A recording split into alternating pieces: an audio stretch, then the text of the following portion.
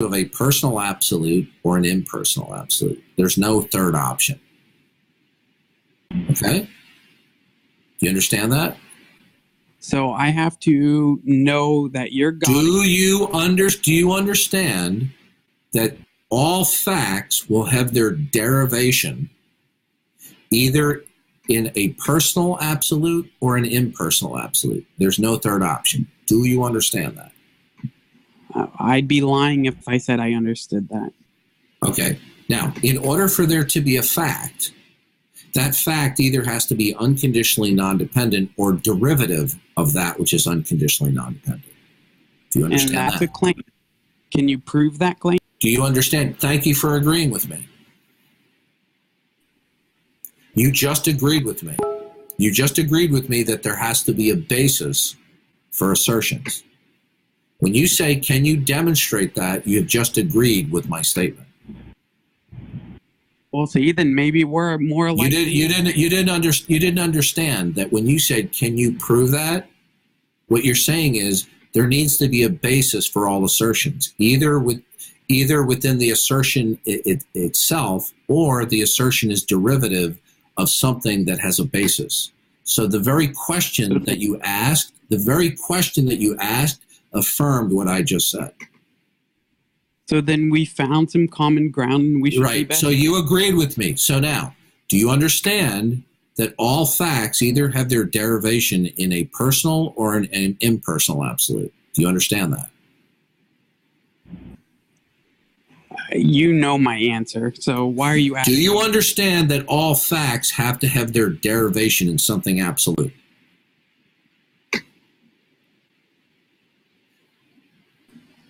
Do you understand? I think, yeah. Yes, I understand. Okay, now, that absolute will either be personal or not personal. There's not a third option. It's either A or not A. That which is absolute either is personal or not personal. Now,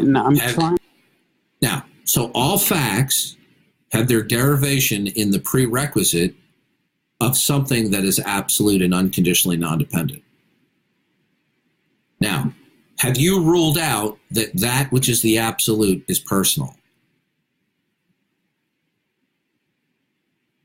That's a tough question to answer. Well, you've already answered it because you said the God of the Bible is ridiculous. Therefore, you have ruled out the God of the Bible as a personal absolute. I think I said that us needing... Wait a minute, you're an atheist. So by definition, you're ruling out any personal absolute. Do you realize that? I guess I don't. Could you Yeah, okay. A theist is somebody who affirms that there is something that is absolute, unconditionally non-dependent, and is personal. That personal absolute is the creator of all things that begin. That's what it means to be a theist. Right. Now, so would that also include Muslims and Hindus, or any? But Muslims are theists. Now, right. You reject the notion that there's something that is absolute, unconditionally non-dependent, and personal. So in order for you to make intelligible statements, those statements will have to have their derivation in an impersonal absolute. Otherwise, if you reject that, then you will have no basis for anything you say. Now, how did you make the determination that the absolute is impersonal rather than personal? How did you determine that a personal absolute, which is the precondition for all facts, is ridiculous? Well, if I'm being honest, I didn't make that determination because I don't... Yes, you did. Would you like me to read your statement that you posted? Here, I'll read it again. You already have. Precepts are a joke. February 14th, 2019. Again, you wrote DD couldn't handle me in a debate. His stupid ass God has to be real for us to know anything stuff is ridiculous. So you have concluded as an atheist that it is absurd to believe that a personal absolute is the necessary precondition for all facts.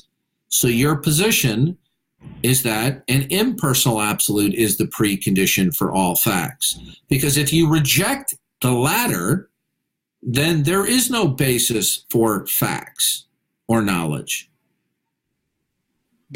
So how did you select that which is absolute is impersonal rather than personal? Why is advancing that the absolute or precondition for all facts is a personal absolute? Why is that ridiculous?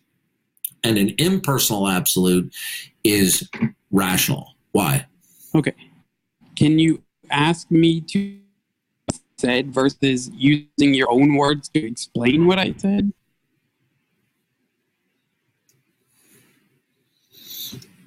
Could somebody cue the Jeopardy music? Just a sec. What do you need Jeopardy music for? I mean, I like the Jeopardy music, but my headset went out. Hold on.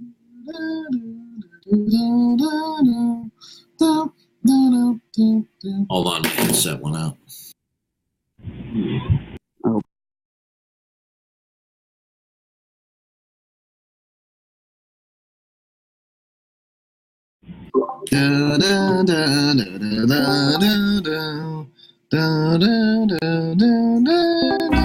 All right, okay, I have my headset, I have the new one in. Okay, so go ahead. Why is a personal absolute ridiculous but an impersonal absolute rational? Do you ever get tired of asking this times? Because you don't get it. I don't get tired of asking the question when I have an atheist who shoots his mouth off and refuses to answer simple questions. I answered your question, but you talk to me in a way that's not normal. I'm still waiting for an answer to my question. Why is the advocacy of a personal absolute as the precondition for all facts ridiculous, whereas the advocacy of an impersonal absolute is rational? And where in my comments did I ever say advocacy or impersonal or personal? Because there's only two options, sir. Either facts have their origin point either in a personal absolute or an impersonal absolute. And I asked you if you'd read me my comments and let me respond to those directly. Sir, you only have two options here.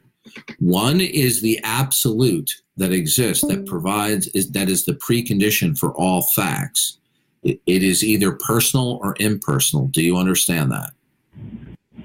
So do you refuse? Do you understand? I will repeat the question if you evade. Do you understand that you either have to appeal to a personal absolute or an impersonal absolute for the derivation of all facts? Do you understand that? Is there some reason you don't like me? Do you understand that intelligibility for any facts will either have its derivation in a personal absolute or an impersonal absolute? Do you understand that? Do you understand if you would ask me normal questions, we could have a normal Do you understand that you wrote, I will quote you, wrote, quote me again. That saying, you will say, DD can't handle me in a real debate. His stupid ass God has to be real to us to know anything. In other words, what you are rejecting is the idea that a personal absolute creator God is the necessary precondition for all facts, including knowledge. You said that's ridiculous. So there's only two options here. It's either the personal absolute or an impersonal absolute. Do you understand that? He's referring to your stupid ass creator God. Do you understand? You understand that the derivation of all a personal absolute or an impersonal absolute? Well, if referring to your God is a personal absolute. Do you understand that all facts will have their derivation in either a personal absolute or an impersonal absolute? Do you understand that?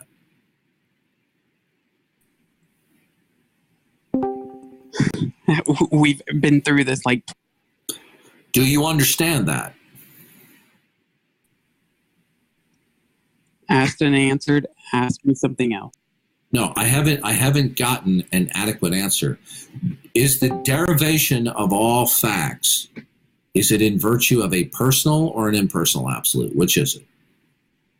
Do you understand if you would just move on, we could probably be better? No, I'm not. I'm not going to move on just because you're uncomfortable answering the question.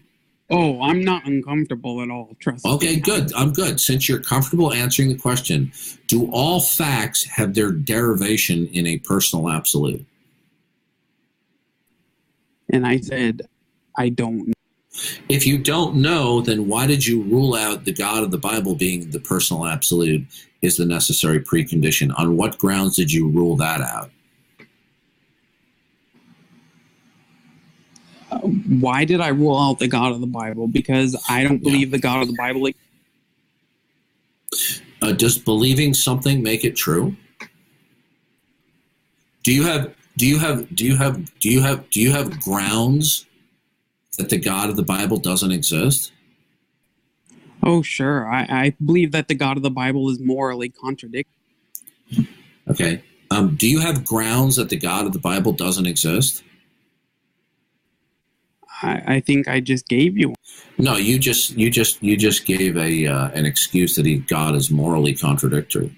How is the God of the Bible non-existent? Because the God of the Bible is morally contradictory, and if the God of the Bible, what does that even mean? I'm trying to explain to you. So, if the God of the Bible can't lie, then he can't be contradictory. Isn't that kind of how? Yeah. Did the God of the Bible lie? Well, he said, "Thou shalt not murder," and he murdered plenty of people. So I would think okay, dude, you definitely have the mind of an adolescent. Okay. Listen, let me explain. Doesn't something. The Bible say you? Let me explain something to you. Listen. Let me explain something to you. All right, listen. Okay. Please do. I love your explanation. By definition, God cannot commit murder. Murder is an unjustified taking of life. Okay. Now, unjustified means that it would deviate from an ethical imperative. What would be the ethical imperative that the God of the Bible deviated from? I believe that his taking life was not ethical. So you're not. Listen, all right, dude. Listen to me. Do you have any idea how incoherent you are? I mean, it's embarrassing. I mean, I'm embarrassed for you.